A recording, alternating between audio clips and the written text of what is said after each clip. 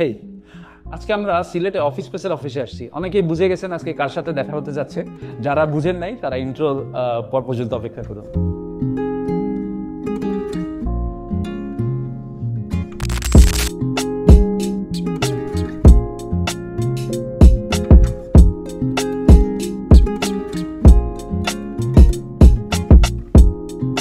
Hi everyone, কিতা খবর ভালো আছেননি?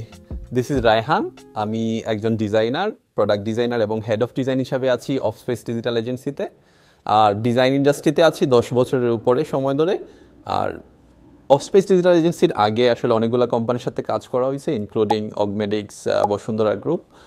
চেষ্টা করতেছি ডিজাইন কমিউনিটি নিয়ে কাজ করার, সিলেটে একটা ডিজাইন কমিউনিটি কন্ট্রিবিউট করার চেষ্টা করতেছি। অনেকগুলো ইভেন্ট অ্যারেঞ্জ করছি এবং অনেকগুলো ডিজাইন ইভেন্ট, ওয়ার্ড ক্যাম্প, এগুলাতে আমি ডিজাইন রিলেটেড টপিক নিয়ে ডিসকাস করি, সেশন নেই। আর তার পাশাপাশি আমরা চেষ্টা করতেছি সিলেটে বসে যাতে ইন্টারন্যাশনালি যে সাস বা প্রোডাক্ট কোম্পানিগুলো আছে তাদেরকে ডিজাইন সাপোর্ট দিয়ে যাওয়ার।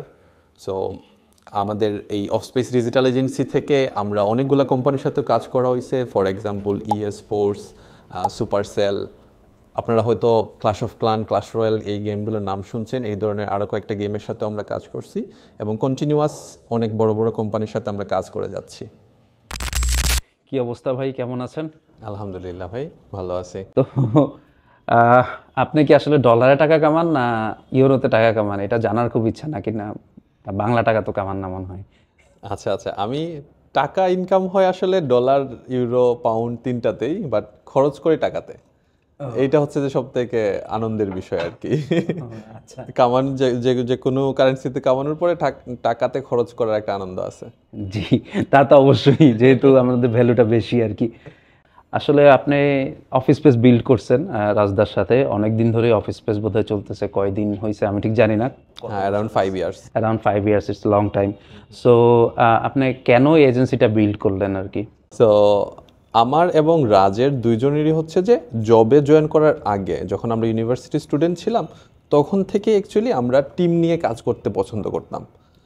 এটা আসলে অনেক ধরনের অভ্যাসে ক্রিয়েট হয়ে যায় পছন্দ থেকে।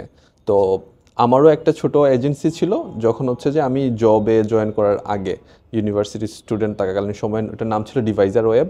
এবং রাজের একটা টিম ছিল ফ্রেন্ডস আইটি নামের, রাইট, অ্যাজ আই রিমেম্বার। তো তারপরে হচ্ছে যে আমরা 5 থেকে 6 বছরের মতো জব করি ফিজিক্যালি। ঢাকাতে অনেকগুলোতে জব করা হয়, রাজ ইন্ডিয়াতে, বেঙ্গালোরে, অনেক জায়গায়, দিল্লিতে জব করে। তারপর হচ্ছে যে দেশে ব্যাক করার পরে, এবং আমিও যখন তখন রিমোট জব করতেছিলাম, তখন ফাইনালি ডিসাইড করি যে না, আমরা জব অ্যাটলিস্ট 6-7 বছরের এক্সপিরিয়েন্স হয়েছে, এখন দুইজন মিলে একটু বড় কিছু করার চেষ্টা করি। তখন অ্যাকচুয়ালি আমরা অফস্পেস ডিজিটাল এজেন্সি নামে একটা এজেন্সি স্টার্ট করি। কারণ আমাদের দুইজনেরই ছোটো ছোটো টিম ছিল অনেকগুলা। লোভা স্টুডিও নামে আমার একটা ছোটো টিম ছিল, রাজের ইউআই নাগেট নামের একটা টিম ছিল। সো আলটিমেটলি আমরা দুইজনের মধ্যে একটা কমন জিনিস ছিল যে আমরা সবসময় হচ্ছে যে টিম নিয়ে বা অনেক ডিজাইনারের মধ্যে কাজ করতে পছন্দ করতাম। অফস্পেস সিলেটে শুরু করার পেছনে আরেকটা কারণ ছিল যে সিলেট ডিজাইন কমিউনিটি, আমরা দুইজন মিলে চেষ্টা করতেছিলাম ভালো কিছু করার, এবং আমরা দেখছি যে সিলেটে অনেক ভালো ডিজাইনার তৈরি হচ্ছে, এবং আমরা যদি ভালো একটা এক্সপিরিয়েন্স দিতে পারি, আমাদের এক্সপিরিয়েন্স শেয়ার করতে পারি, আমরা এইখান থেকে হয়তো ভালো একটা এজেন্সি আমরা রান করতে পারবো। আলহামদুলিল্লাহ আমরা 5 বছরের মতো হয়ে গেছে এবং অলমোস্ট 50-এর উপরে আমাদের ক্লায়েন্ট সার্ভ করছি অ্যারাউন্ড দ্য গ্লোব, এবং অনেক ফরচুন 500 কোম্পানিজ থেকে শুরু করে ওয়াই কম্বিনেটর ফান্ডেড অনেকগুলো স্টার্ট আপের সাথে কাজ করেছি এবং করতেছি এখনও। ইটস এ হিউজ ডিল আর কি। আপনি জানেন যে বাজারে অনেক ভালো ভালো ডিজাইনার আছে, কিন্তু অনেক সময় দেখা যায় যে ভালো ডিজাইনার হওয়া সত্ত্বেও সে কোনো কাজকাম পাচ্ছে না। কারণ হচ্ছে যে সে ঠিকঠাক মতো তার ডিজাইনটা মার্কেট করতে পারতেছে না, বা সে যে স্কিল ডিজাইনার সেটা মার্কেট করা সম্ভব হচ্ছে না তার দ্বারা। সো আপনি কিভাবে ডিজাইন মার্কেটিং করা যায় সেটা সম্পর্কে যদি একটু বলতেন আমাদেরকে। আচ্ছা, এখন কিন্তু কম্পিটিশন মার্কেট অনেক বেশি আগের তুলনায়, কারণ হচ্ছে যে এখন ডিজাইনারের পরিমাণ যেমন অনেক বাড়ছে, এবং আমাদের আশেপাশে দেখলেই অনেক প্রোডাক্ট ডিজাইনার, ইউআইএক্স ডিজাইনার অনেক দেখা যায়, যেহেতু আমরা কমিউনিটিতে আছি। এবং সেই অনুপাতিক হারে যদি চিন্তা করি, ক্লায়েন্টের পরিমাণ কিন্তু ওই অনুপাতিক হারে বাড়ে নাই। সো অবভিয়াসলি কম্পিটিশন অনেক বাড়ছে। সো এর মধ্যে নতুন একটা চ্যালেঞ্জ আসছে যে জব পাওয়া বা মার্কেট প্লেসে জব পাওয়া, এই টাইপের বিষয়গুলো নিয়ে। সো এইখানে কম্পিটিশন থেকে আগায় থাকতে হলে সব থেকে বেশি ইম্পর্টেন্ট হচ্ছে ডিজাইন সেল করা, রাইট? তো এই জিনিসটা আসলে আমাদের কমিউনিটি বা আমাদের দেশের যে ডিজাইনার পার্সপেক্টিভে চিন্তা করে দেখি যে অ্যাকচুয়ালি আমরা এই জিনিসটা অনেক পিছিয়ে আছি। তো কীরকম পিছিয়ে? ফর এক্সাম্পল, আমাদের নেটিভ ল্যাঙ্গুয়েজ একটা ভেরিয়ার আছে, যেহেতু কমিউনিকেশন স্কিল ওইটার উপর ডিপেন্ডেন্ট। সো এইখানে একটা বিষয় ম্যাটার করে। আরেকটা হচ্ছে এডুকেশনাল ব্যাকগ্রাউন্ড একটা ম্যাটার করে, যে আমরা আসলে খুবই কম সংখ্যক লোক আছে যারা ডিজাইন এবং আর্ট ব্যাকগ্রাউন্ড থেকে আসে। আরেকটা বিষয় হচ্ছে যে ইন্টারনাল লিঙ্ক, এক্সটার্নাল বা ইন্টারনাল নেটওয়ার্কিং ডিফারেন্ট কমিউনিটির সাথে।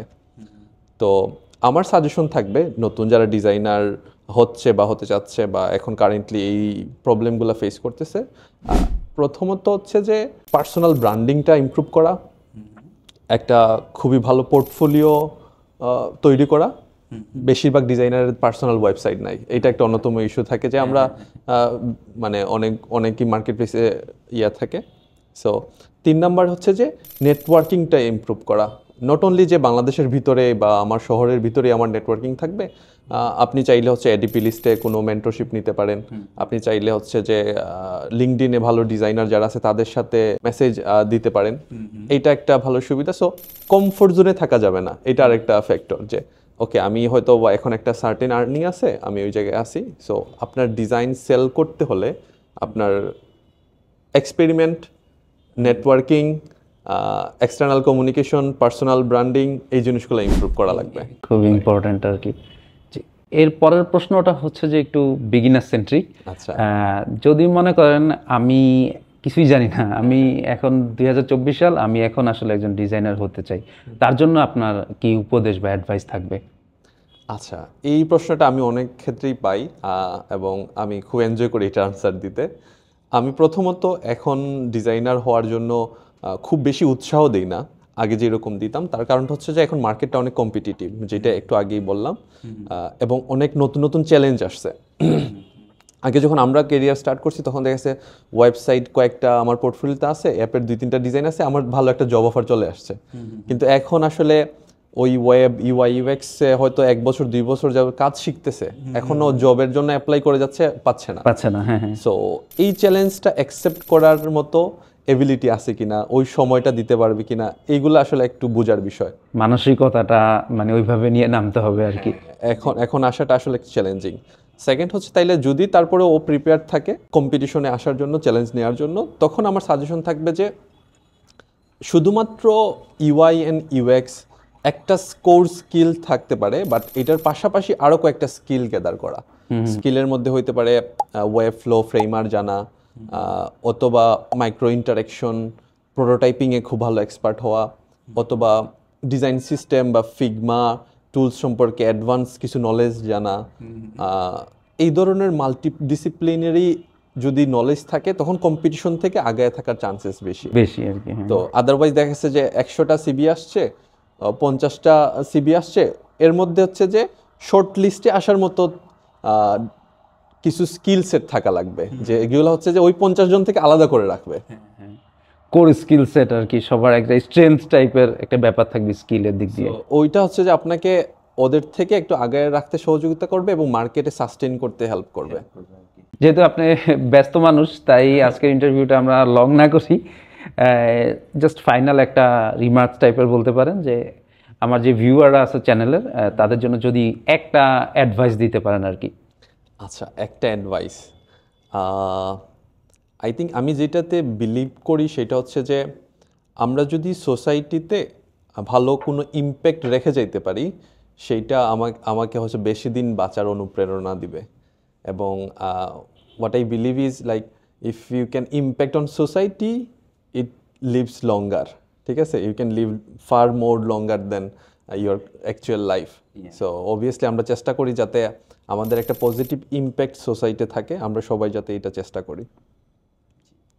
থ্যাংক ইউ ভাইয়া, আপনার কাছ থেকে অনেক কিছু জানতে পারলাম এবং অনেক জিনিসপত্র নিয়ে ইনসাইটস পেলাম। থ্যাংক ইউ ফিরোজ, সিলেটে আসার জন্য এবং আমাদের অফিস ভিজিট করার জন্য অসংখ্য ধন্যবাদ। জি ভিউয়ার্স, আপনাদেরকেও ধন্যবাদ। দেখা হচ্ছে পরবর্তী কোনো কোলাবোরেশন বা ভিডিওতে।